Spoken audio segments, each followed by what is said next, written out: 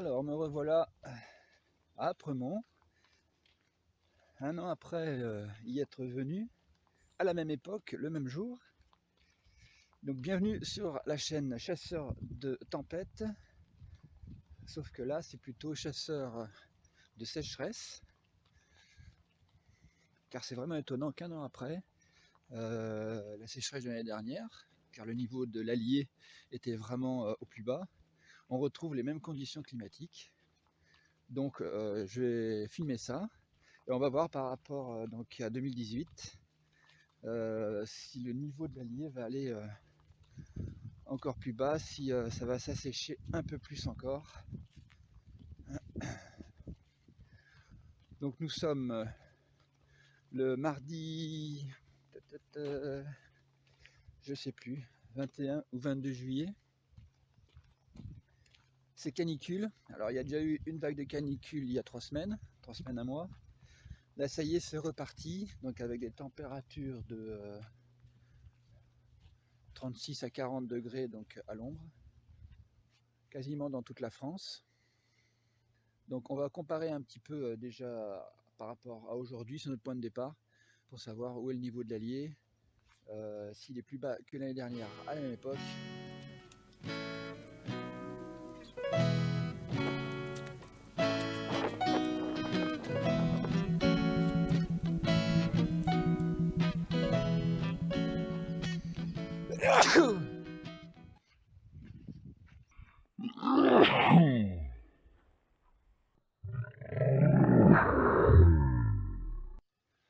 Bon, nous y sommes, on est là dans le lit de la rivière, donc ce qui normalement n'est pas faisable à cet endroit-là, là où le courant est le plus fort.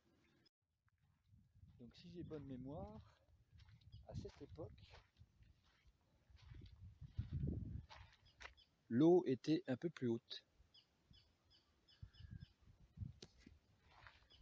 Parce que je me souviens ici, donc j'essaie de filmer, là je peux très facilement enjamber l'eau pour aller jusqu'au petit, à la langue de sable là. Alors que l'année dernière j'ai dû faire un grand bond, un grand saut pour y accéder. Allez, je vais poser les sandales.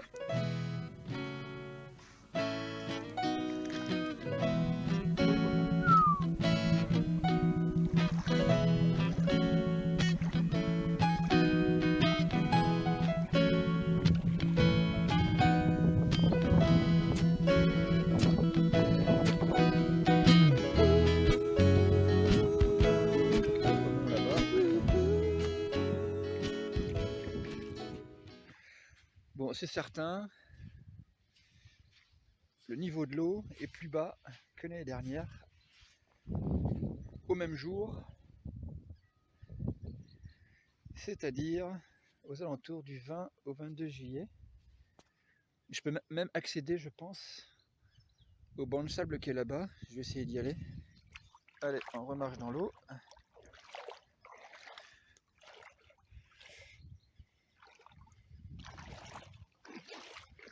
L'eau n'est même pas froide. Elle est fraîche, voire tiède.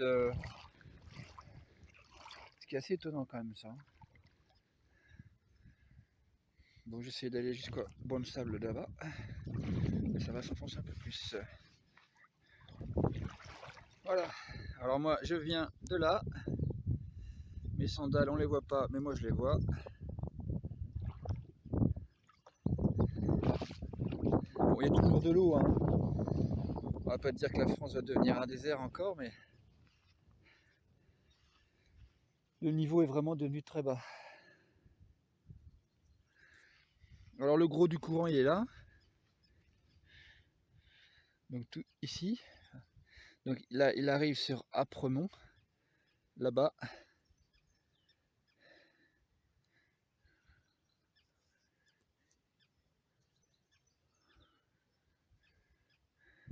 Mais ce qui est sûr, c'est qu'il va pas rester beaucoup de jours avant que là, il n'y ait plus d'eau.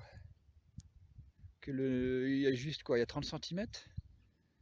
Si le niveau descend de 30 cm, ici l'eau ne passera plus. ce sera un banc de sable. Et il n'y aura que le lit là où il est profond, là il doit faire 1 mètre, 1m50 à ce niveau-là. Et la sécheresse va encore durer selon les prévisions. Bon, ça fait des belles images à capturer, des vidéos magnifiques.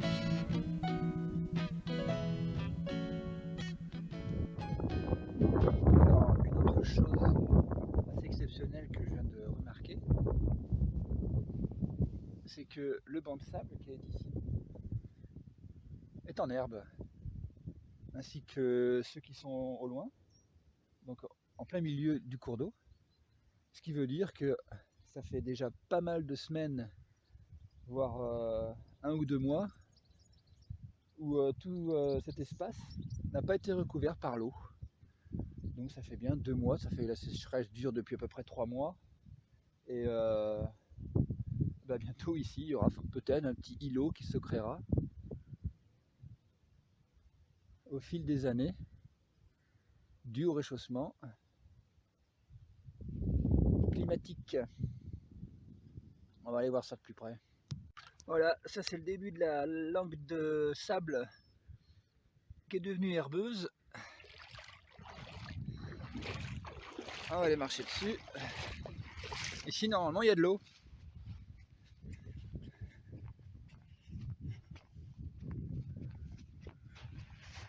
Ouais, c'est des petits plants d'herbe qui poussent. On voit que ça fait pas longtemps, ça fait c'est ça, 1 mois qui commence à pousser.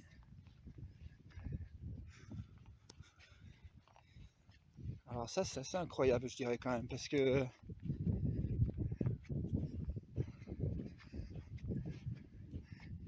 ici c'est de l'eau toute l'année normalement.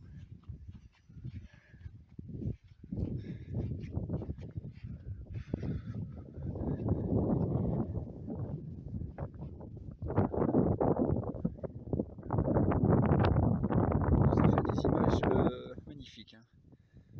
Donc là, si j'habitais pas loin là, 1 ou 2 kilomètres, je viendrais m'y baigner tous les jours.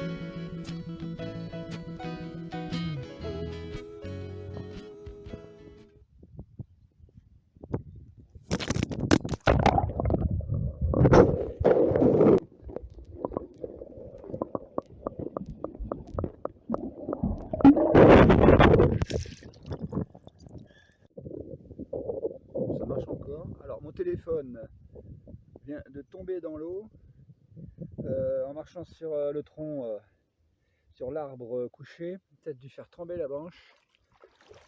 Le téléphone est tombé. Alors j'espère que ça marche encore. On verra bien en regardant les roches. Enfin bon, ça serait con quand même. Oh, ça serait bête.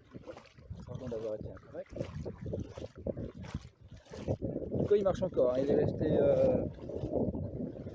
10-15 secondes dans l'eau. Apparemment, ça marche, ça fonctionne encore. Pourtant, c'est pas un téléphone amphibie ni waterproof. Alors, ce que je vais faire, c'est que je vais faire le tour de ce petit îlot. Donc, c'est celui qui va nous ramener sur la berge. Et comme ça sera un peu à l'ombre. C'est parti.